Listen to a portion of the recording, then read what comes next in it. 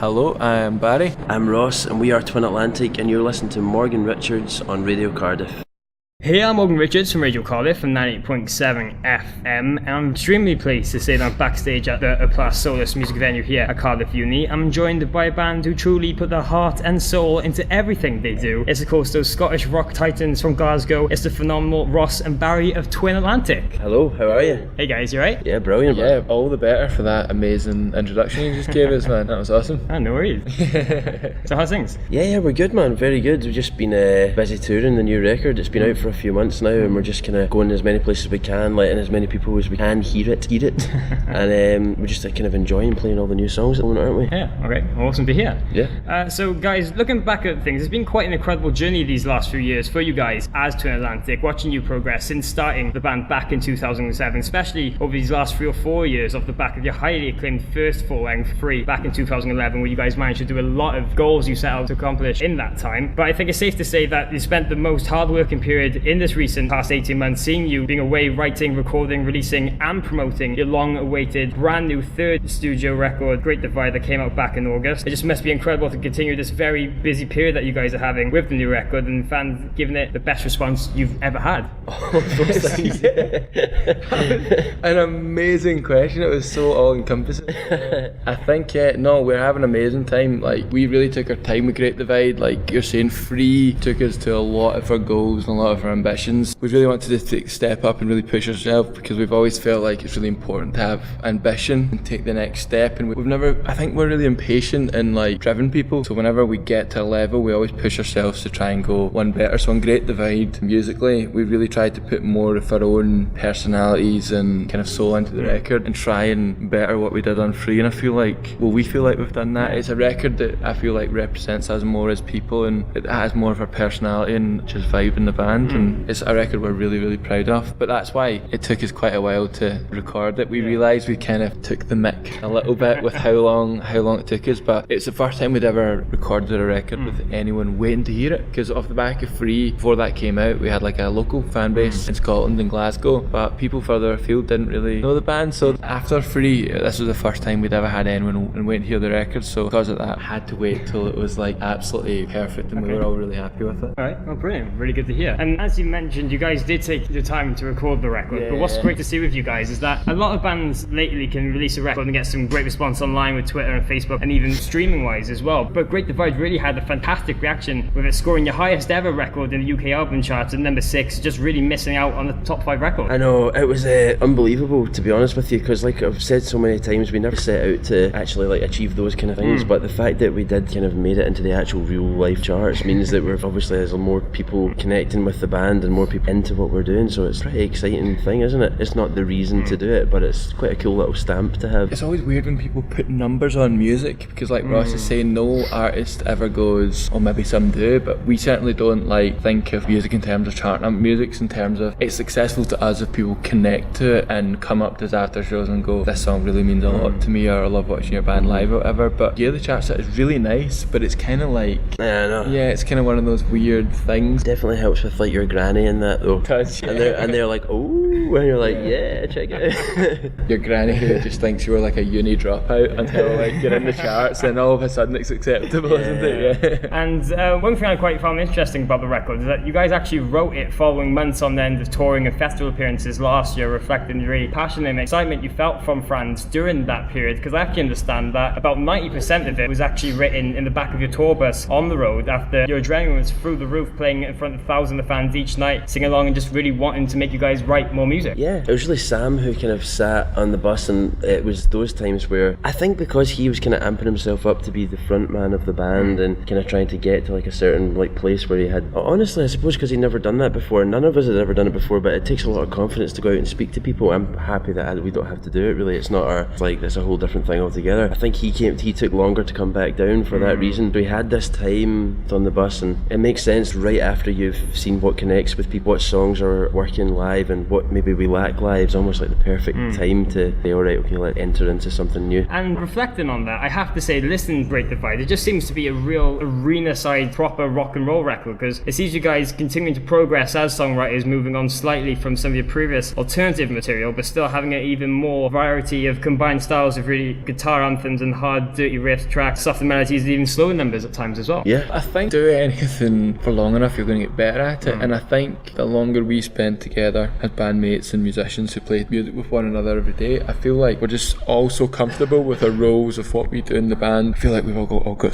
just more proficient at writing songs and playing our instruments, that a lot easier this time to set out with a clear vision of, right, we're going to write this type of song because we all love this type of music. Yeah. Let's go for it. Whereas before, we'd maybe been a bit clouded by wanting to play like really impressive stuff. Whereas now, more mature in approach in that it's all about doing what's right for the songs. I was always clearer as opposed to clouded like it in the past. And one thing people have always really loved from you guys is that there's so much different styles compressing from almost really every track within each record, because just looking at the instrumentation you guys have had in the past, you've had some real key piano tracks and straight up hard guitar riffs and even instrumentals and violins that really in the past showing a lot of diversity and mixture of what you guys can produce. It's always been like, well, no, sorry, it didn't used to be a conscious thing. I think we just had, like Barry was saying, so many different ideas, and we wanted to be playing so many different things that we just crammed as much in as we possibly could. But we're just fans of loads of different types of music, and I don't know, I find it really hard to just not like express all those things and explore all those different avenues. And a kind of diverse record that has dynamics is something that actually excites us, rather than just a kind of 10 songs that all were kind of just the same kind of format and then top the record and away you go, you know. I feel like all of our favourite bands, if we were to write our individual favourite bands, they're all really eclectic and diverse, but even within each band, most of our favourite artists evolve over a span of records and try something different every time, with different boundaries and stuff. And you guys have travelled quite a bit in making records over the last years. We've recorded both your other 2 studio albums in Los Angeles. We've spent quite a bit of time over the last few years in the States working on stuff. But this time around, you actually came down to South Wales to work in the legendary Rockfield Studios in Mormouth, where some of the biggest acts have made some of their biggest records. So with that, was it nice to change in fresh scenery, coming down to Wales and actually recording a full-length first time in the UK? Yeah, man, it was very exciting. Like, it's something that we've kind of wanted to do for a little while, and I think that it kind of just kind of goes. It's a similar thing to not having just 10 of the same songs on a record. We've made 2 records before in Los Angeles, and we kind of were like, well, let's try something different because we've already done that, you know. I don't think we really realised how many records that we love have even been made there. So it was very exciting to go there. Yeah, well, that was a big part of the attraction of the studios.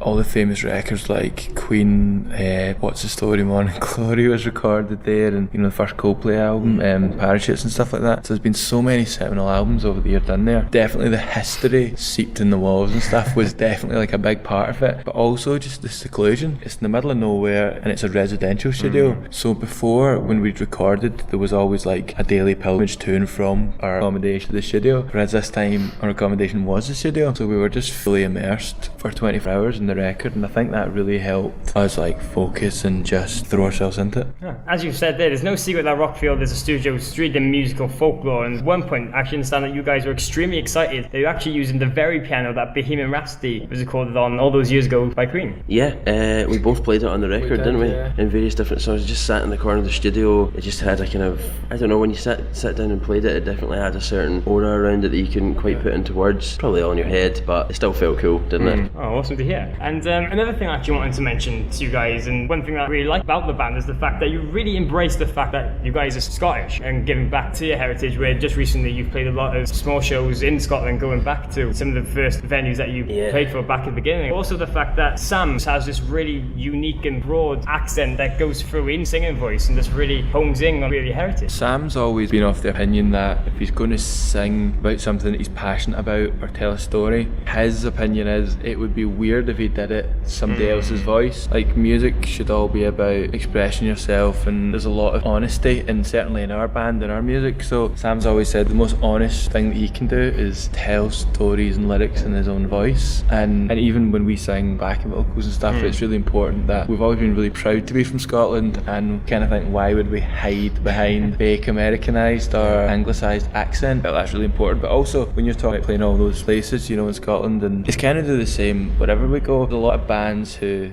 over the years get big gig and then they just forget where they come from. We've always tried to maintain that element of modesty, and I just not many bands who go small town play shows, and when you go there, people massively appreciate it. And some of the best shows played are smaller towns, so it's an easy decision for us to go back on shows for people who don't often get to see them. Okay, oh, awesome. And of course, with the race of Great Divide, really, these last couple of months, especially over the summer, you guys are being extremely busy, pretty much non-stop touring, playing a lot of the summer festivals with the likes of Reading and Leeds, Glastonbury, and much more, to name a few. But you guys have literally now just come off your biggest ever UK headline tour on first for almost 2 years with your very good friends in the Excerpts. Yeah. How'd it go? Very, very well, yeah. We're really lucky that all the venues were either sold out or nearly, really busy. And yeah, it was great, man. We've been friends with the Excerpts since we were starting our band, maybe like 7-8 years ago, something like that. And they did some of our first ever tours together. And we're also really lucky to have some new friends out with us in a band called Nothing But Thieves from Essex. And you'll hear a lot more about them next year. They're just kind of, I think they're going to explode. And with that fact that you guys have taken out the Exits as main support, it's really great to see, because as you said, you guys go way back from playing small shows up and around Scotland back in the day, and did really one of your first real tours together as co-headliners. Yeah. So it was really important to us always to pick bands that we kind of like believe in and that we like their music. We're not really interested in, there's a lot of bands who maybe take bands for like kind of political reasons or for money and things like that, and it's just important to us to like have friends on the road with us, because being away from home can be quite a kind of exciting time, but quite a kind of like lonely thing if you don't have good people around you. So that's like the main thing, but also we got to like their music. Oh, great to hear. And just a couple more things before you guys go. Obviously, with the record just coming out a couple of months ago, I know you guys are going to be extremely very busy towards the end of the year and beginning of 2015, when you guys are heading over to Europe and back to America for a couple of shows as well. Is there anything else we can expect from Twin Atlantic in the near future? Yeah, we're going to be going to a lot of new places again. We've never been to like Australia and places in Asia and South Africa and all these places. We're going to be doing some more UK stuff in the spring, so kind of like keep your eyes and ears peeled for... Do you keep your ears peeled? Yeah, keep your eyes peeled and your ears close to the ground. Keep your eyes close to the ground and your ears peeled for shows. We're going to be announcing more shows quite soon. Okay, well that's awesome. Well, that's about it. Cheers guys for taking the time out of your schedule to have a chat with me. No worries, man. Thanks for coming. No worries. Good luck with the tours you've got now planned for the new year, and hopefully I can catch up with you guys again very soon. Brilliant. Take it easy, man.